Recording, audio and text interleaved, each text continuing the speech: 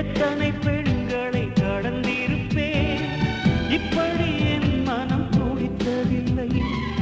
இமைகள் இரண்டையும் திருடிக் கொண்டு உறங்கச் சொல்வதில் நியாயமில்லை.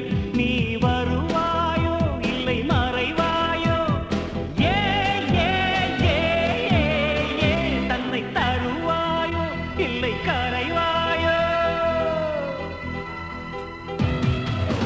உன்னை பார்த்த பின்பு நானாக